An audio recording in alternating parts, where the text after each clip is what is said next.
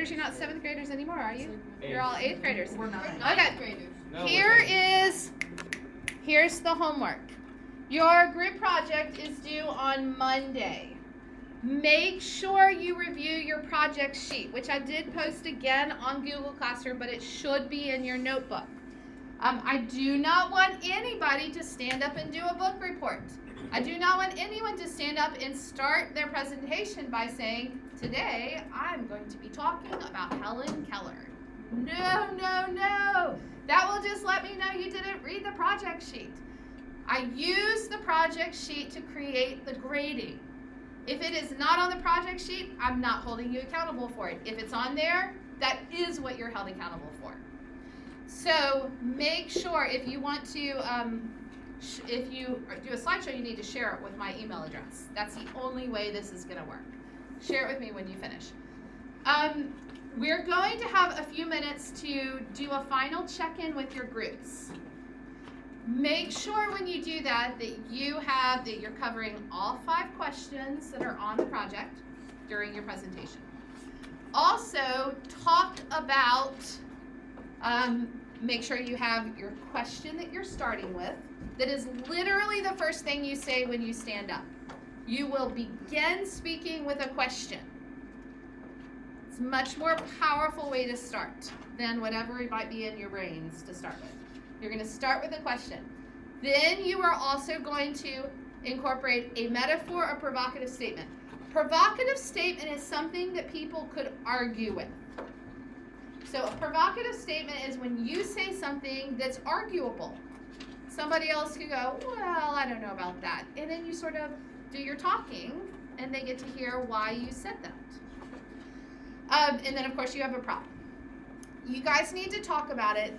If for some reason some member of your group did more on the slideshow or the poster than the other, the person who didn't do as much on the slideshow or project needs to lead on the presentation. I'm not kidding about this. Now, put your hand down and listen to me. It has to be a group project. It has to be shared. So it is impossible for the one person to do most of the work on the slideshow and most of the talking. That is unacceptable. That's not how group things work. So balance out the work. If you didn't balance it out well with creating the poster or slideshow, balance it out with the presentation. The person who did the least on that should lead the presentation, should start with the question. Everybody comes up with the question, like, what are you going to start with? But that person should start off with the question, start off with the provocative statement, start off. Everyone should say something during the presentation. But I want to make sure, Ben, that you do not take out all the oxygen in the room by doing all the talking and all the work. It's not mostly about how good it is. It's mostly about how well you share the work. Okay. But you didn't tell us this before, so because we might have done it differently and given more work to other people. Okay. But you have a few minutes now where you can talk it out. Talk it out with your group. Okay. And we're not quite there because we're going to start with a prayer. And the prayer is, of course, a Cherokee, a Native American Cherokee prayer. The natives, especially the Cherokee people, they dressed just like their neighbors. They lived in houses just like their neighbors. They were farmers and businessmen, lawyers and judges. They were Christians. The Cherokee had become basically a Christian group. And when the Indian Removal Act forced the removal of the Cherokees, it was as crazy as Hitler saying all the Jews in Germany have to leave, when most of the Jews had blue eyes, blonde hair, and looked just like the other Germans. He was picking on their Jewish heritage. Or in all of Europe, send me all your Jews, we're marking them, we're getting rid of them. It was like that because there was almost no difference between the Cherokee people and the others. Or I don't know if you guys have noticed, if you've been paying attention to the pictures of what's going on in Ukraine right now, in the war in Ukraine. Part of what makes it feel so crazy to us as a people is that we look at the pictures and we say, wait a second, that daycare that just got blown up, the kids in there are like kids that I know or my siblings. Wait, those are like Western European people that are having to like go fight. This could happen to me. That's what the Indian Removal Act was like in many ways for the Cherokee natives, because they weren't that different than the people that they were around. It wasn't as if, don't think like half naked with a feather in their hair. It wasn't like that. They were people just like the other people that had maintained a sense of their family identity and culture, that were being forced out by people who were basically greedy for their land, and they wanted something they had. And that is what really makes this a tragedy in our sense, even though there's plenty of other things that are tragic that we don't feel as deeply. I think that's why we really feel this one deeply. Yes, sorry. Do you think that would replace if the Indians still had, Native Americans still had the land? What was the first part of your question? Do I think what? That the America would be a better place. I don't even know how to answer that question about better. It would be different. I don't know. The power still resided at this point with the white people who were setting the laws. So even though these native tribes had maintained a sense of their culture, they didn't have power. They weren't represented in Congress and that sort of stuff. So I don't know that was a good long-term prospect for the future either, right? There was just some inequity in the way everything was structured at this point. Yes, Ben. Growing up instead of living on, like, could have just been. Well, yes. I mean, there could have been a civil war. Like the. Yes. The But it would require all the tribes like uniting together, which wasn't going to We happen. learned about like the Bloody Mary massacre Mhm. last year, like that. Yeah. They all killed Negroes. But if the natives were to try to fight without being all united, which again was impossible, they weren't a coherent, like all the tribes didn't work together. The U.S. government had a lot more manpower, so there could be like some sort of fight or massacre, like the Seminole Indians actually fought 3 legit wars, but they lost them all. Yes. But they fought 3 wars because they did try to fight. But the Seminoles had only so many people, and the American government had overwhelming numbers. So my dad. Is it still on this? Yes. Yes, go ahead. We were watching football, and I was talking to my dad about like how Redskins were Mhm. like the football team was changed, but the Seminoles was not. And he was saying, yeah, it's because they're so proud of being Seminoles, like that, because that's their tribe, and Redskins is sort of like.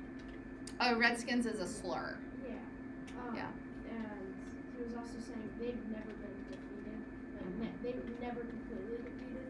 Well, all the other tribes were completely defeated, and they're like really proud of that. Yeah. And that's why they have like statues. That's interesting. I mean, it doesn't mean it won't at some point change, but that is an interesting thing. I went to a summer camp when I was a kid that was it was at the corner of Georgia, Alabama, and Tennessee. And we were organized not into teams, but into tribes. And our tribes were the Creeks, the Cherokees, and the Chickasaws. I was a Chickasaw. 3 years ago, the camp finally changed, organizing themselves around Native American names. They did not take away the name of the camp, which is DeSoto. DeSoto was one of the explorers, and he actually treated the natives really, really badly, but they didn't change the name of the camp. But they did change to different things, and so my Chickasaw tribe is now the Chickadees, like bird. And I can't remember what the Cherokees and the Creeks changed to, but it was something with equivalent syllables so that they could do the songs, which is really smart, right? They didn't mess up all of the songs that everybody sings at camp. Maybe the rivers instead of creeks, I can figure it out what it is, but I don't want to do that right now. Right now we're gonna use the Cherokee prayer that's the same Our Father who art in heaven, except we're not saying it in Cherokee because we couldn't actually read it and it would be super complicated. What we're going to do is we're going to read the Our Father prayer translated back from Cherokee into English. And you'll get to see a little bit of the sentence structure and how it's a little bit different, but then also how it's the same. So stand up, please, and let's read this Cherokee prayer for our opening prayer. Together. Our Father, heaven dweller, your name shall be glorified. Let it be known you are God. Here upon earth, let happen what you think, the same as in heaven is done. Every day, give us our daily needs. Forgive us what we owe, as we forgive others of what they have done. Don't lead us to trials, but rescue us from evil. You are God, the strength, and forever salvation. Amen. Now wait, we are going to do one Cherokee word. Amen in Cherokee is iminov. Iminov. So let's say that in Cherokee. Iminov. All right. We're going to take a moment now for you guys to organize in your groups and to double check and make sure that you are all sorted out for Monday. And that you have had any conversations you need to have to plan things.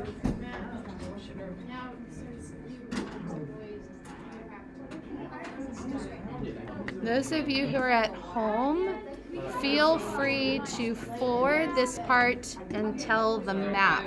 I'm going to keep recording so I don't have to do 2 videos, but the whole point for you is that you need to make sure you've talked to the people who are in your group and that you have settled all the issues about who's going to do what in the presentation, and make sure you've shared your slideshow and all of that.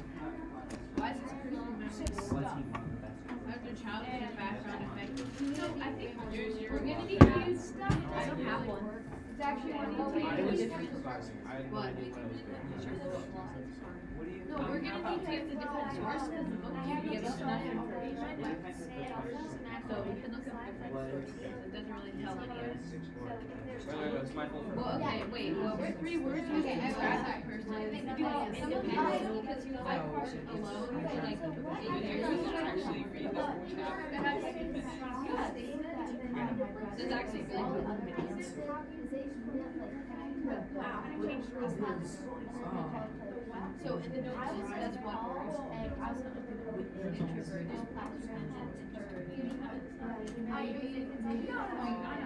I use I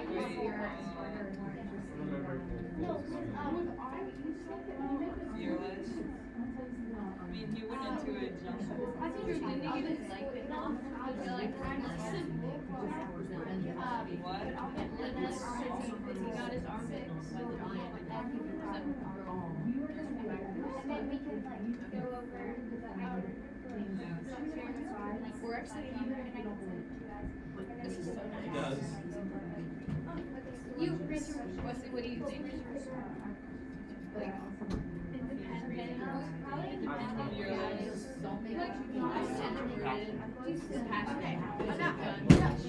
Okay, let's see. Yeah. Oh. Wait, why does he still have his arm? Liam. What's the word for like t-shirt? Liam. What's the word for like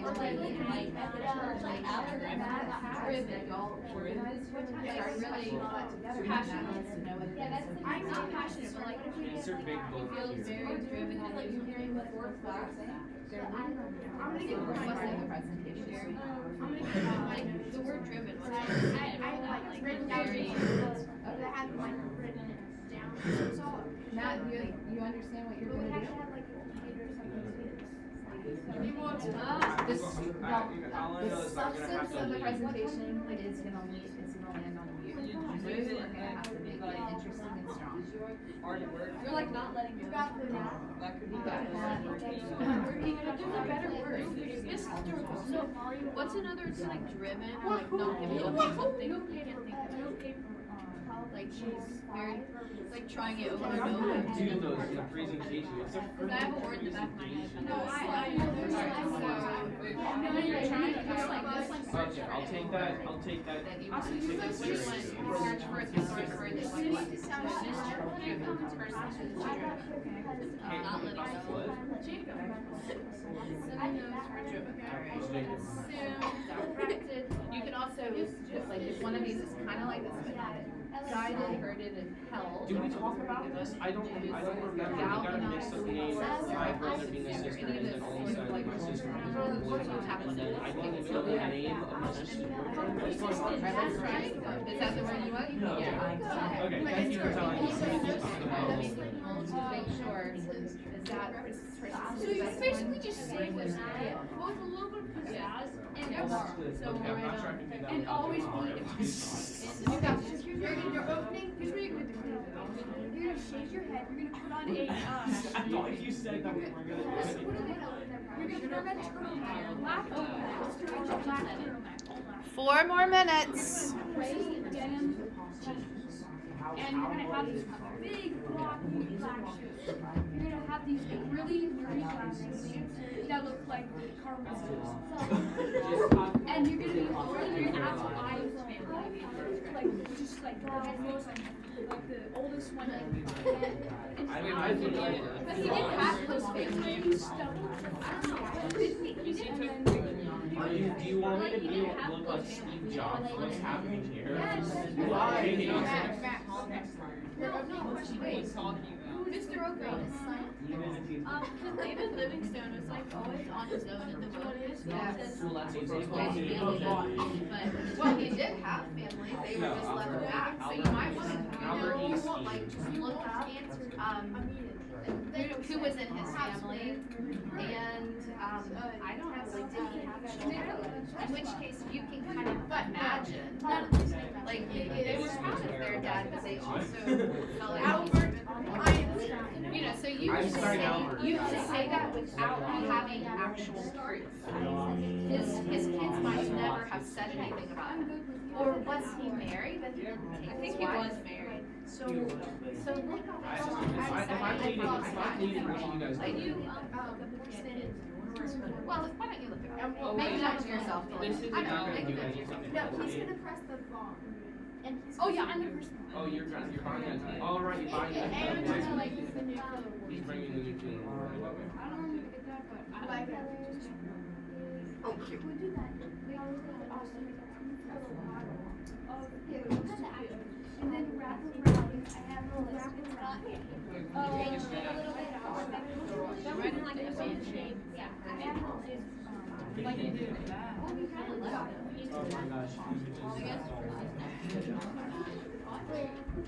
Wait, I was at his house yesterday. No son. But and we took the head off the dog. 2 more minutes. Yeah, so I think we got it all figured out.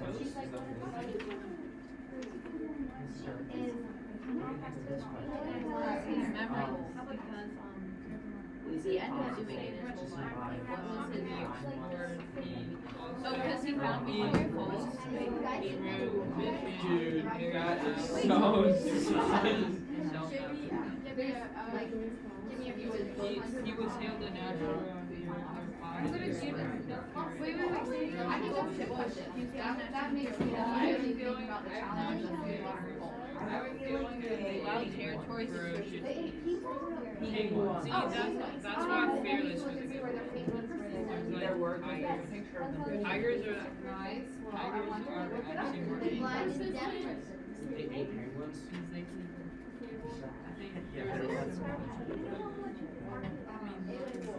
All right, 30 seconds. Finish your last stuff. Make your plan. Question, can that remote work? Can it play videos? when you click it, it clicks to the next slide. If you have the video inserted and use it, I will Yeah, you will go best second. No, it's just like 3 seconds. I just it will automatically play it. exploring stuff. Also, What did he do in All right, head on back to your seats. Head on back to your seats. All right. I have posted a map game, but today we're going to do the very short version. This is what I've been doing with all the classes because our internet was out. I am going to point with the pointer, and you guys are going to tell me the name of the country. The boring version, but you can practice with the game on Google Classroom, and then we'll do the game next time. The largest country in South America, say it out. Brazil. Another second largest. Argentina. Okay, what country runs down these? Chile. Chile, right. What country is where Central America connects to? And what's next to it? Good. What country is right here? Ecuador. Ecuador. What country is next to Ecuador? Kind of upside down like this. Good. There are 3 small countries by Venezuela. What is this one? Nope. Guyana. Then? Nope. Suriname. And then? French Guiana. Right. What is this nation right here? Bolivia, and it's named after? Simon Bolívar. It's named after Simon Bolivar. All right, of the 2 countries I said sometimes people get confused. What is this one? Paraguay. Y'all aren't very sure of yourselves. Paraguay, and this is Uruguay. There are 2 islands. What is this island right here? Nope.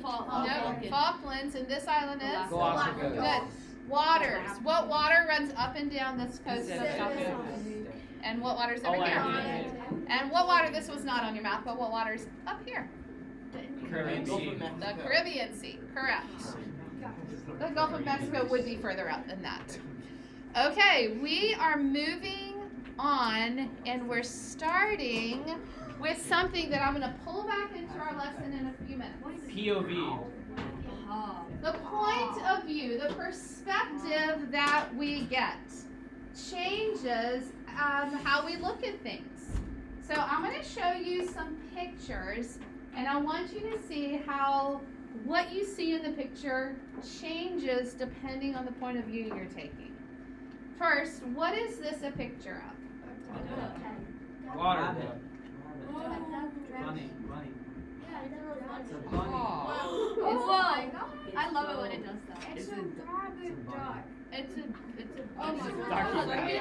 Do you see both? It's Where- a rabbit. I don't see the rabbit. I love pictures like that. They're so good. Rabbit and the ear of the duck is rabbit. Pictures like that are so fun. Oh my god. Does everybody see both of them here? Yeah. That's Okay. I'm going to switch pictures. What is in this picture? time glass and 2 people. Candelabra and kissing. 2 people facing each other, or Wait, can you go to the one before? I Hold never on. got to see it. or what? Some sort of vase candelabra thing. Matt, it was this one. Try to watch the I vase. don't. For this particular picture, I want you to stare in the middle and shake your head left to right. Rooster. Oh, I. It's a That's a cat. It's a cat. I just see lines. I just see lines. Shake your head and look. Cat. I saw the little Yeah, Chicken cat. nugget. I saw a cat. It's a cat. Can you see it? No. To me, it looks like a Shake your head. Shake it faster. Oh my gosh, I see. It's a rooster and a cat. No, it is a cat. And it's colors. Oh, it's both. Do you see its white eyes? It's a cat. Okay. I thought it was a rooster in the beginning. All right, stop shaking your head because I'm going to switch to a new slide. Which orange circle's bigger? They're both the Same. same. We won this in science last We year. wrote this in science. They're equal. Are they? Do they look equal though? No. They don't look equal, but we know they're equal. We won this in science class last Look at the year. big one and the other one will get bigger. All right, this one I want you to stare at one point. Try not to blink. Stare at one point on the picture. Just stare at it. Keep your focus on it. Try not to blink and just keep focusing. And as you stare, the rest of the picture should start to disappear. The whole entire thing disappears. It's gone. Yeah, if you do it long enough, the whole thing will disappear. Well, that's scary. That is Mhm. so weird. It shows how fun. Yeah. Hey, are you coming in too? Okay. Hi, come on in. I'll just be right there. Nice to meet you too. All right. So everybody saw that? When it. Okay, I'm gonna switch slides. Is this cat going up or down the stairs? Oh my god. Oh my god. It's going Which one? up the stairs. It's going up. It's Going going down. across the stairs. No, is it going up or down? It's going up the stairs. It's going down. No, it's going up the stairs. It's actually It's going going up up. because if you look at it the other It's way, going it's up. kind of weird to No, it's going imagine it down. going down because No, the it's walls, going down. the walls would be really weird. Yeah, you can say The walls would be I think it's going down because you see this right here. That's showing like how when your staircase goes like that, But like it's it the has same a thing. window. Sorry, do you want to say why you It has think it's under. going up? because if you look at it, it's not on the picture's No, not he's only going going down. up, which just doesn't No. make sense. But like, look at the walls. The Mhm. walls, if it was going down, it would be really weird. All right, so there's not an answer to this one. People actually argue on both sides of it. Can you see both sides? Yes. Can you see it both ways? Yes. The cat is There's- walking. Right, I hold on, can't. guys, hold on. I can't see either way. It's just Matt, going hang up. on. It's going side, put a carpet on the side. And leave a wooden board on top. Maybe it was the 70s. People don't know. Yes. My theory is that the stairs are at an angle Mhm. and it's straight, and the cat's just walking on the edges of it. Ah, maybe so, maybe so. All right, I'm going to switch slides. What's wrong with this picture? It's not Oh, the people, the person, the men in the background are the exact same person. Yeah, they're all standing kind of weirdly. Yeah. It's like what you see in a horror movie. They're all like looking at the. It looks like they're like controlled by some Oh, bot. They're gonna like. it's like the same guy, but he can dress as the different clothes in the back. Wait, the middle person, the middle woman, whatever. Some girl has a sticker on her arm. Well, that's not what's wrong All with the it. people in the background So have the wait, same did we get it face. wrong? Yeah, it's photoshopped. The heads are photoshopped. They're all the same. Every person in the background has the same head. All right, let me switch slides. This one I want you to look at. I'm going to tell you what it is. It is a bunch of sand dunes on some planet taken from a really, really, really long, like far away in space. The sand dunes are piles of sand, and yet when you look at this side, it looks like depressions, doesn't it? Looks like pits. But if I take the same picture and I flip it upside down, so the optical illusion is being played on your eyes because your brain is expecting the source of light to be coming from one side when it's actually coming from the other. So this is the picture upside down. That's so. If you want to test out and know whether or not I messed with this picture, stand up and turn your head upside down. How See is if that you even? can't see it. Holy! Holy crap. Oh, okay, that is sus. That is. What in the world? So Wait, hold on, it is guys. actually just an optical illusion that your eyes are playing on you. Wait, This hold stuff on, is guys. fun. Stare at one little, like, if turn your head upside down. Stare at one of just those little things popping out, and then keep staring at it, and turn your head upside down, and it's the same. Mm-hmm. But if you break focus, All right. Last but not least, the reason I am giving you these pictures is because I'm going to circle back to this in a minute. Perspective is everything, isn't it? The perspective you have shapes how you read the narrative of the story. All right. Today we're talking about the Indian Removal Act. We're talking about natives that were moved from the East Coast, primarily Georgia, North Carolina, that area, particularly Georgia, because Georgia at that time had Alabama and Mississippi in it, or just before this time. And they were forcibly removed closely to Oklahoma. When I was growing up, I was taken by my mother a lot to an outdoor drama in Western North Carolina called Unto These Hills. And this is just a little 1-minute promo of this particular outdoor theater, which still happens today. And I grew up with this as part of a very important family narrative that I heard from my mom. What is? Just listen. This is what I was told when I was young. The story of my people, the Cherokee. Unto these hills. This is where we fought and sacrificed to preserve what was most sacred. Our people, our land, our history. Join us. All right, so this was the Trail of Tears that we're talking about. You should have your note cards now. The Trail of Tears, the nickname for a series of events where the government of the U.S. forcibly removed Native Americans from the eastern woodlands to the western part of the United States. Who was the president in charge of the Indian Removal Act? Who signed it in? Blank. Andrew Jackson. Now, we've already just talked about Andrew Jackson. Madeline, why? Because he was the general in charge of the Battle of New Orleans in what war?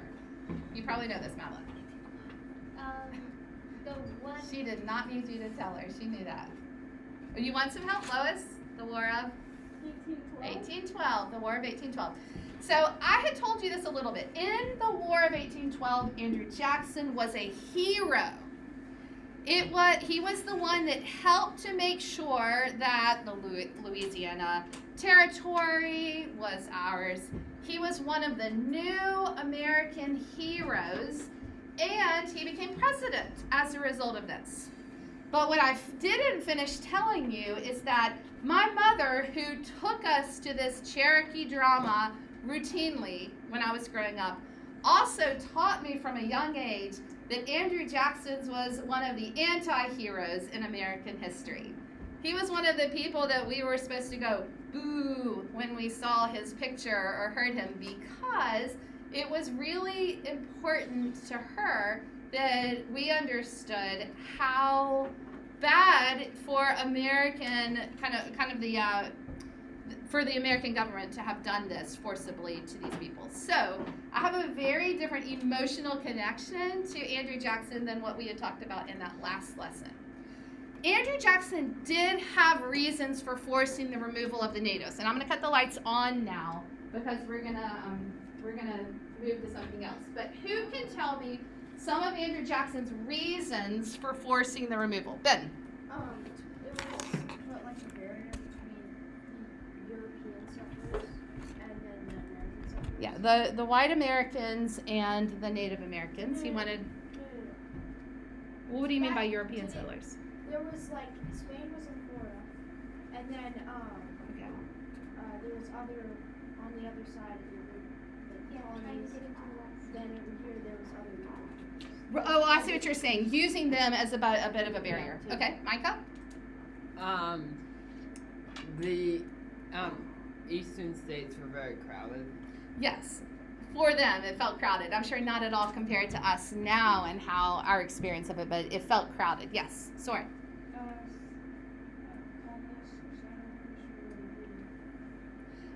Land, right. They wanted the land. And Andrew Jackson was a people person. Mhm. He was nicknamed that, and he kind of like. He was at one time very friendly with the Native American tribes before he sort of turned and became, signed the Indian Removal Act. Yes? Believed he was working for the people. He did believe he was working for the people. He was representing the people, at least the people that were in his world. Right. Yes? Yeah, he thought he was doing right. Yes. And what was the favor? Well, Yeah, yeah. So I think when we think about this, you might think about it like he thought he was doing something, or at least he presented it like he was doing something that was good for the natives. And what I want you to do now is get out either an extra note card or get out a piece of paper. I don't care which one. Extra note card's probably more straightforward because you can slip it in with the rest of your stuff. But I want you to get a note card, and I want you to draw a line down the middle. And this is where I'm going to pull back in why we talked about different perspectives. Looking at things from different perspectives shapes the narrative, shapes the story that you're telling yourself. There were two different perspectives about what was going on. Andrew Jackson had a perspective that represented these white Americans that he was really advocating for. And then there was a Native American perspective. Yes, Mike? If we have no country, Native American on one side, Native Jackson Yes. on the other. Yes. That these were alternative perspectives. Draw a line down the middle. I'm going to read you a paragraph from your textbook, and then I'm going to ask you to help me brainstorm what goes on each side. Here's the paragraph. As president, Jackson might have sincerely believed that he was doing the Indians a favor to ask them to move from the east side of the Mississippi to the west. Why would this be a favor? Well, the southeastern states of Alabama, Florida, Georgia, Mississippi, Virginia, and Tennessee were getting rather crowded because over 13 million colonists were pushed into 24 existing states. Eastern woodland Indians were legitimately finding it more and more difficult to use the land the way they desired. Though most Indians were farmers with permanent homes, they relied heavily on hunting and other resources provided by nature. These natural provisions were being spread thin. By relocating west of the Mississippi, it would appear that the Indians were receiving a generous portion of wide open terrain on which to maintain their traditional lifestyle of living off the land. In a speech in 1830 to Congress, Andrew Jackson said this: "The Indian Removal Act will separate the Indians from immediate contact with settlements of whites, enable them to pursue happiness in their own way and under their own rude institutions, will retard the progress of decay, which is lessening their numbers, and perhaps cause them gradually, under the protection of the government and through the influence of good counsel, to cast off their savage habits and become an interesting, civilized, and Christian community." All right, so from Andrew Jackson's perspective, what was good about the Indian Removal Act? Madeline? Well, it says like he asked them, so not like forcing them. The way they phrased it was like he wasn't trying to force them to do something, he was asking them. Okay, so I asked them, there's an interesting story to that because ultimately he did sign a treaty, he did pay and sign a treaty with some Cherokee Indians before the Indian Removal Act, but it was not the president of the Cherokee Nation. It was 500 Cherokee Indians and somebody who wasn't a leader who wanted the money he was offering. So he did find a way to make it legal and to say he was signing with representatives, though they were not the actual elected representatives of the Cherokee Nation. Okay, what else? What was his perspective? He's saying like he's giving them more space to do what they want. Right, more space. Okay, what else? Ben? We'll be able to cast off the savage habits. So what would he have said? They could become more civilized? More Christian. More That's Christian. The word that stuck to my mind, which I found. Okay, so it would basically, it would make them better as a people. Right? There was a lot of Christian, yes, the Cherokee Nation itself was definitely very Christian. Not all 5 of the major Eastern Woodland tribes that were moved out there, but the Cherokee Nation was particularly so. What else? What else did Andrew Jackson say was his reason for the Indian Removal Act? What was good about it? Madeline? Well, we gotta keep their traditions. Okay. So he said you want traditions. you can keep your traditions and the way that you want to hunt, live, all of that, because you'll have space to do it.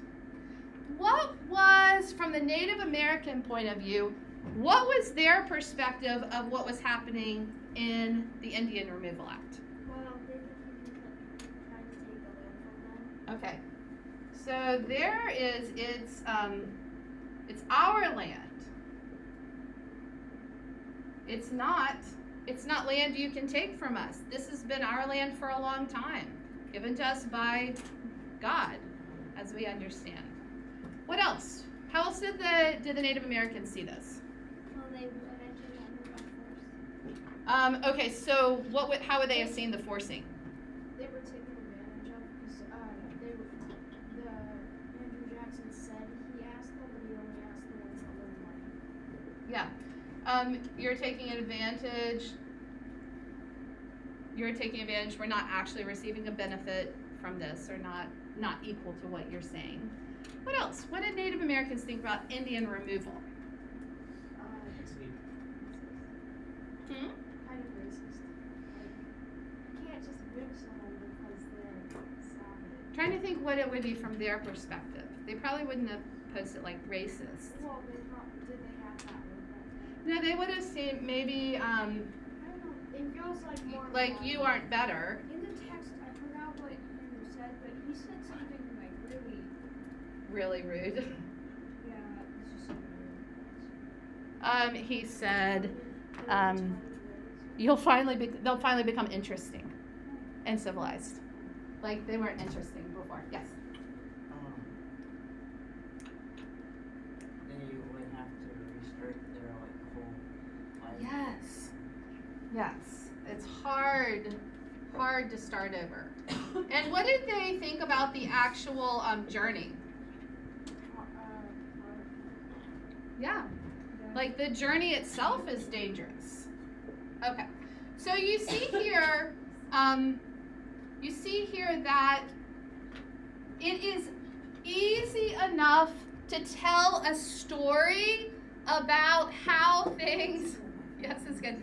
It's easy enough to tell a story about how this is a good thing if you don't actually have any friends that are Native Americans, right? It's easier to think like, oh, this is pretty good. Like they're getting what they want if you don't know people. Kind of like in the 1900s when we had the Jim Crow laws in our country, the idea of separate but equal, like, well, that's awesome. You know, black people get separate but equal. Like separateness is good until you have a friend and you can't go to the movies together, or your friend can't find a bathroom to use, or you wanted to go to a restaurant but your friend can't go with you. All of a sudden separateness isn't that awesome, and it's not equal either, but it's easier to accept stuff when you don't actually have a friend. Which is why I think that one of the main ways to fight against the injustice that comes from this sort of thing is friendship. It's relationships. It's actually being friends with people who are different than you, from different countries, have different politics, look different than you, because then you get to the place where you can think about things from other people's perspective, right? I think I need to move on. So if you're going to say something, say it super fast. So the Jim Crow laws, was it just separating black Yes. African Americans from white Yes. people, or was Nope. It was all skin color. could white people go to African American restaurants? Nope. Okay, so It's it both was ways. Completely.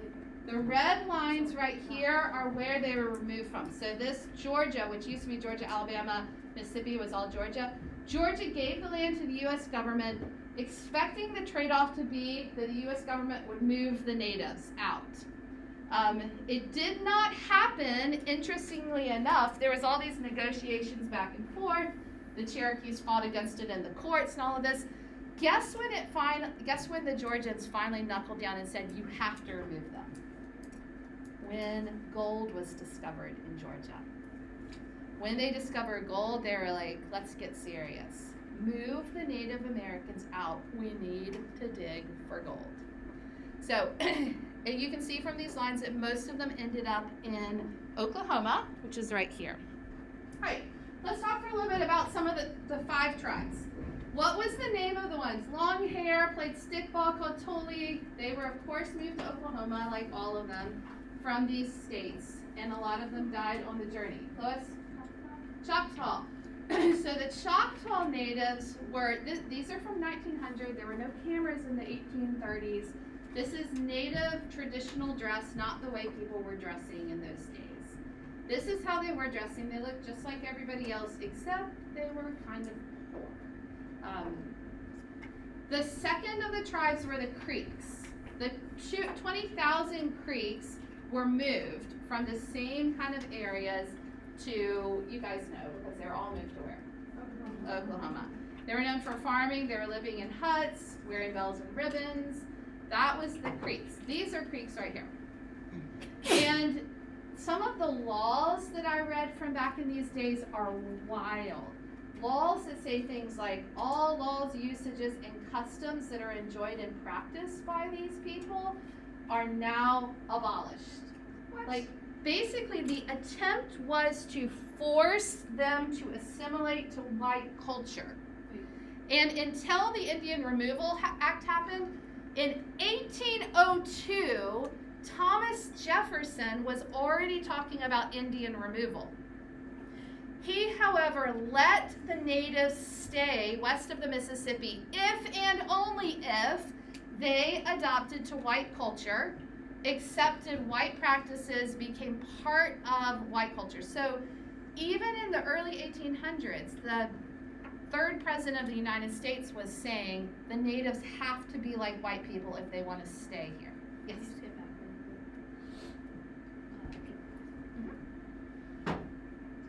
There was a 3rd group of natives. Like, they had long hair farming, log cabins. They accepted money. They didn't fight. They didn't fight it in court. They accepted money. Who were they? Chickasaws, right. And that was, they moved from roughly here to here, still to the Oklahoma area. The Cherokees, however, did fight. And they fought how? In courts. Because the Cherokees had, at this point, they had a Republican form of government. They had their own Supreme Court, like I told you. They had their own president. And they appealed to the U.S. Supreme Court. Interestingly, they actually won some of the court cases, and they lost some of the court cases. And that was all cool until the Indian Removal Act just made it all where it didn't matter, because it was a new law that had been passed by the white American Congress. And now, it didn't matter what the Supreme Court said before, the law of the land was they had to be removed. And you guys know the tragedies. Concentration camps. I thought the blankets were particularly sad. Like, here, take our blankets, our cast-off blankets that were used for smallpox patients. Now, nobody will let you come into their cities. But hunger, disease, all the things you can think of. The Cherokees were led on this journey ultimately by John Ross.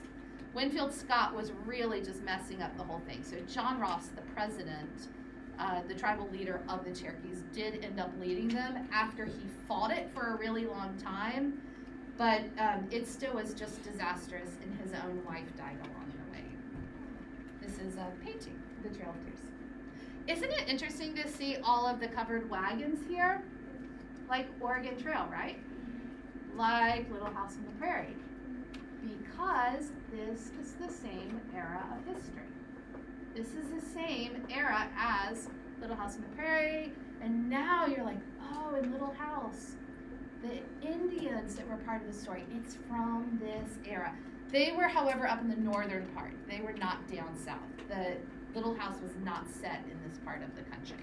Yes? It's interesting how many animals there are, Mm-hmm. and like the colorful clothes. Yeah. Like, it's not like, the colonists always have like darker clothes, Yes. but they have brighter purple. Yes, I like it too. Oh, and then the 5th of the tribes, the ones that were in Florida and fought all the wars, Bethany, what were they called? The Seminole Indians. Africans ended up also being part of this. Why in the world? Who knows why? Madeline? Escaped slaves joined the tribes. Yes, so some of it was escaped slaves, and what was the other and worse reason? What did you say? Well, it wasn't just that they were a refuge for slaves, they did the opposite also. Yeah. Was it how they intermarried?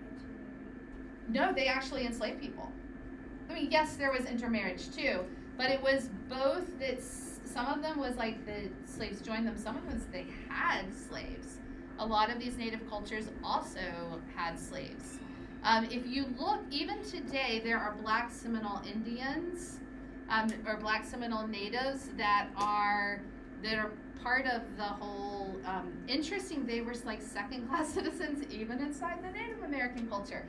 When the U.S. government gave money to the Seminole Indians, the Black Seminoles didn't get money because they weren't considered, they were slaves at that time, not Seminoles.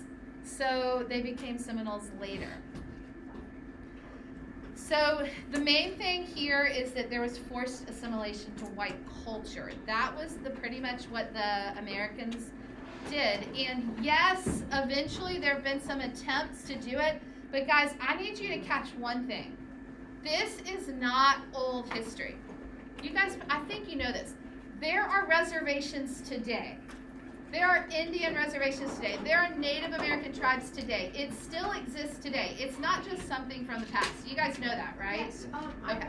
So I have a friend, her grandfather. And this is for those of you who like cool, quirky details. In World War II, some natives who spoke their own language were part of those who were able to like hide. They were code talkers. They were able to hide things from the Germans. Isn't that crazy cool? So yes, you can tell me your story. There's like this special like